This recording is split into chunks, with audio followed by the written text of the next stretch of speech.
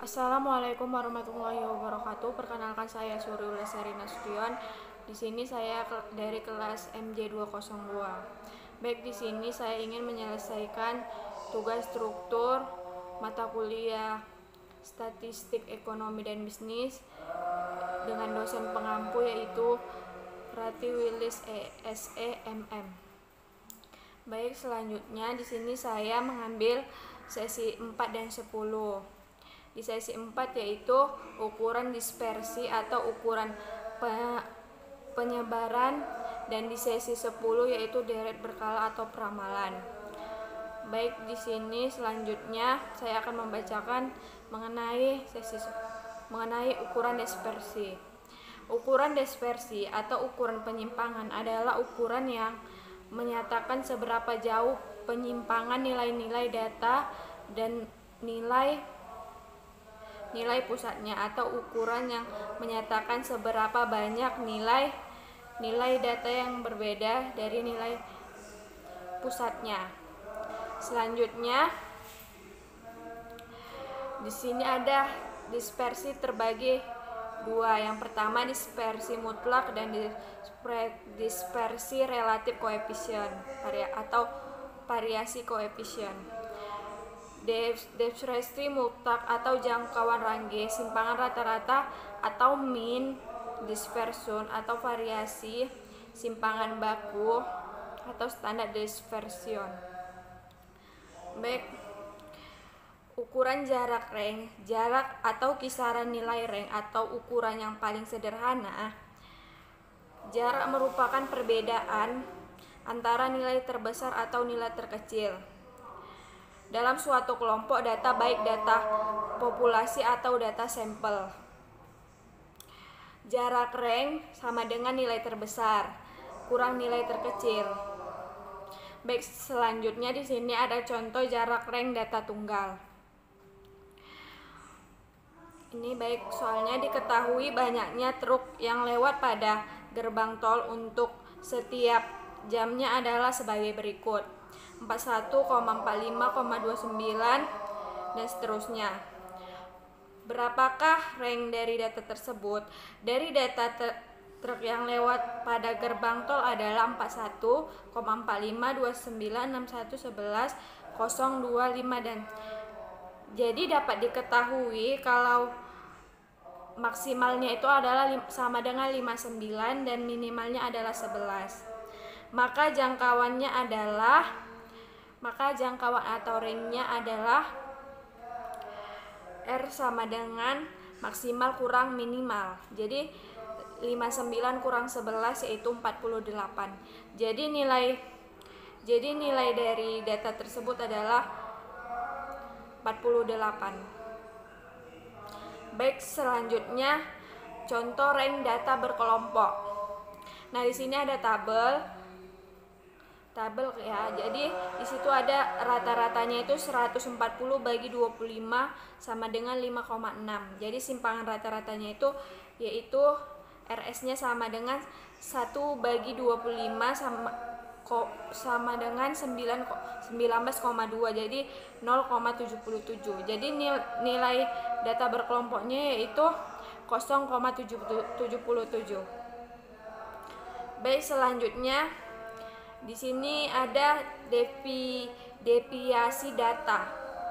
Deviasi data adalah tengah kuadrat simpangan dari nilai tengah atau simpangan rata-rata kuadrat. Jadi di sini ada contoh soal dari varians data tunggal. Nah, ini contohnya di suatu kelas bimbel terdiri dari 8 orang yang memiliki nilai ujian matematika 65, rata-ratanya ini ada 65, 58, 78, 85, 90, 75, 80 dan 75. Jadi cara penyelesaiannya yaitu menghitung terlebih dahulu harus menghitung nilai rata-rata dari data yang ada. Jadi terlebih dahulu dihitung nilai rata-ratanya. Nilai rata-rata yang sama dengan jumlah dari setiap nilai yang ada dalam kumpulan data dibagi dengan jumlah data tersebut. Nah, untuk menghitung penyimpangan setiap data dan rata-ratanya yaitu dengan cara mengurangi nilai dari nilai rata-rata. Nah, di sini udah dijelaskan ya.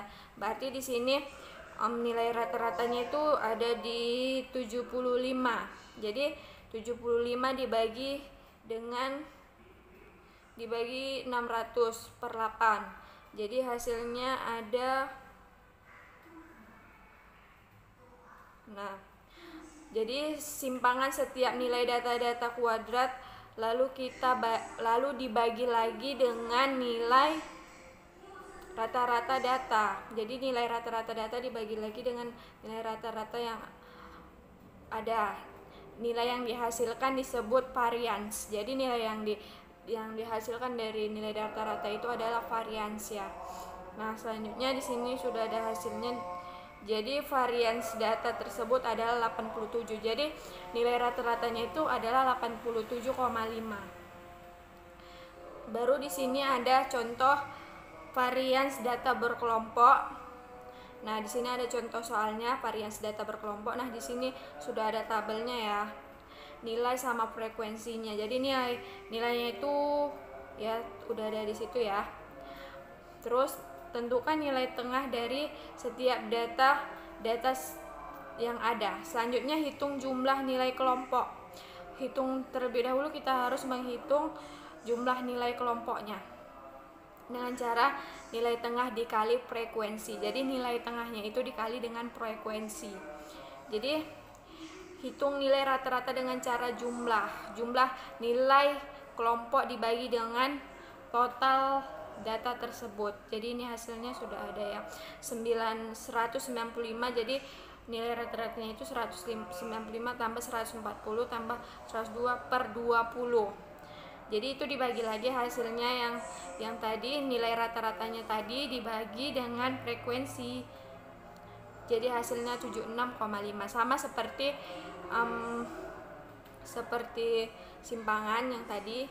Nah, itu juga dapatnya 76,5. Nah, selanjutnya di sini ada tren. Nah, tren yaitu suatu gerakan kecenderungan naik atau tujuan dalam jangka panjang. Nah, yang diperoleh dari rata-rata perubahan dari waktu ke waktu dan nilainya cukup rata atau smooth. Nah, di sini ada beberapa metode dalam trends ya. Yang pertama yaitu metode semi rata-rata, yaitu dengan cara membagi data menjadi 2 bagian. Terus menghitung rata-rata kelompok 1, kelompok 1 dan kelompok 2. Menghitung perubahan trends dengan rumus B sama dengan kelompok 1 kurang kelompok 2. Kelompok 2 kurang kelompok 1, Nah, tahun dasar kelompok 2 kurang tahun dasar kelompok 1. Merumuskan persamaan tren Y sama dengan A tambah BX. Jadi A tambah BX itu adalah K1 dan K2. Nah, selanjutnya di sini ada contoh metode semi rata-rata. Nah, di sini ada tabel. Jadi langsung saja penjabarannya.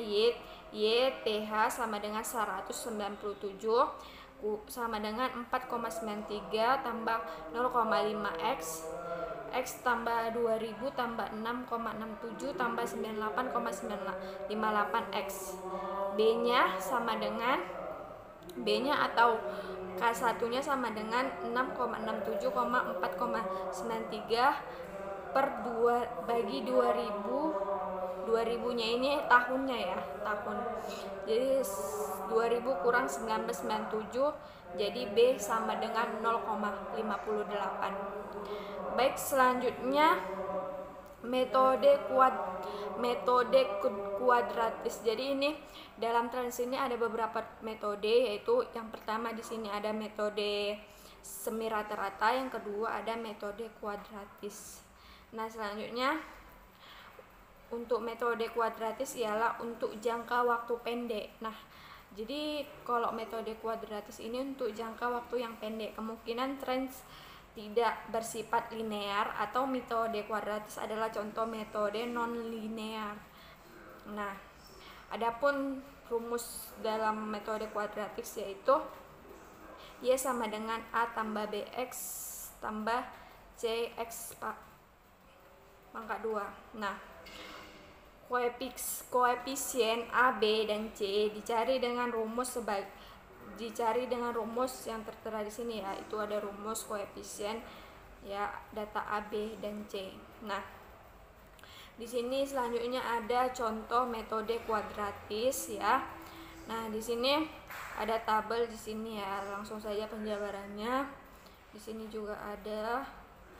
Nah, untuk metode kuadratis jadi persamaan kuadratnya itu ada Y sama dengan 6,13 tambah 0,55 kali 0,0017 X pangkat 2. Nah, selanjutnya di sini adalah metode kuadrat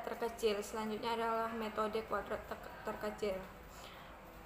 Untuk menentukan garis tren yang mempunyai jumlah terkecil dari kuadrat selisih data asli dengan data yang pada garis trennya. Contoh metode kuadratis terkecil. Nah, nih metode kuadratis. Jadi ini dalam tren ini ada beberapa metode, yaitu yang pertama di sini ada metode semi rata-rata, yang kedua ada metode kuadratis.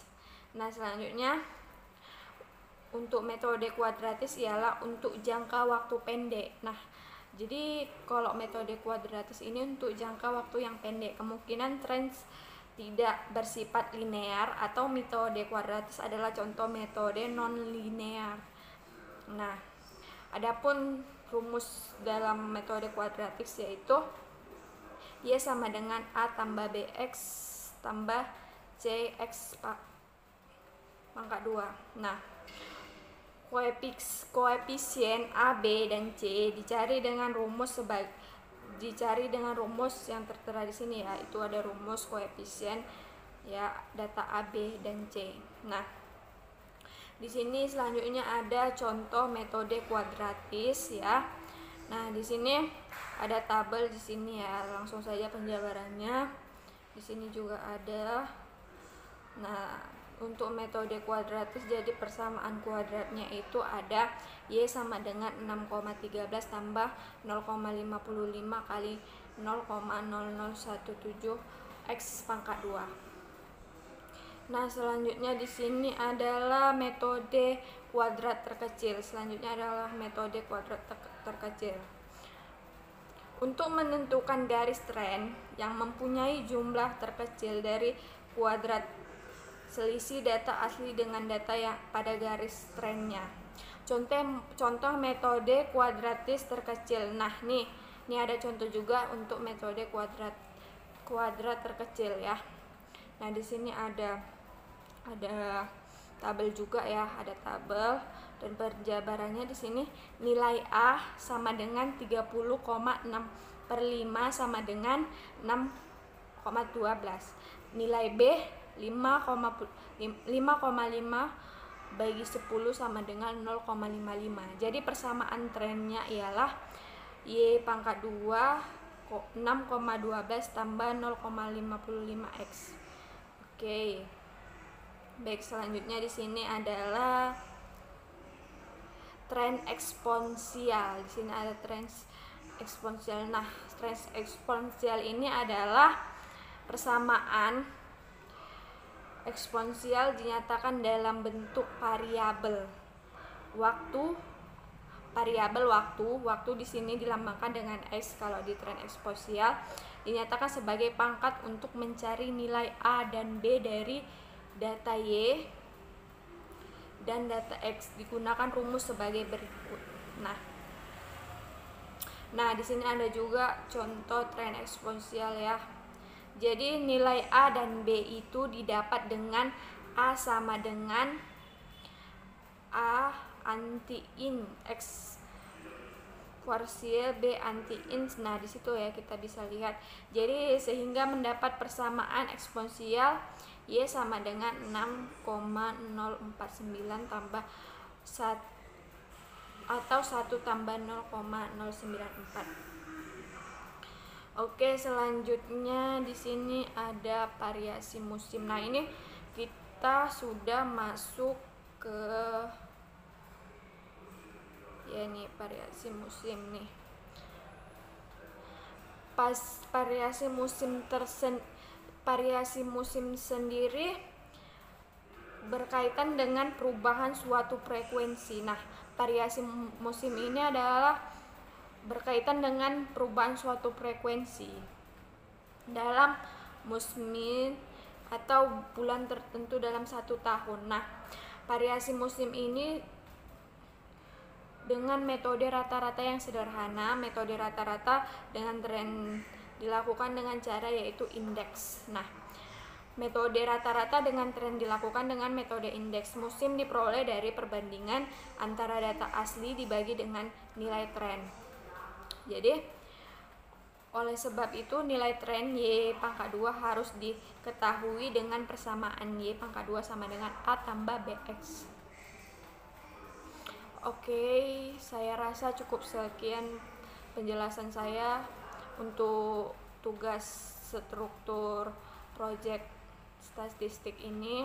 Saya harapkan apabila ada kesalahan dalam berucap atau ada kesalahan dalam penjelasan dalam materi ini mohon dimaafkan karena saya di sini masih tahap belajar. Semoga masih bisa diperbaiki kalau ada kesalahan. Wassalamualaikum warahmatullahi wabarakatuh.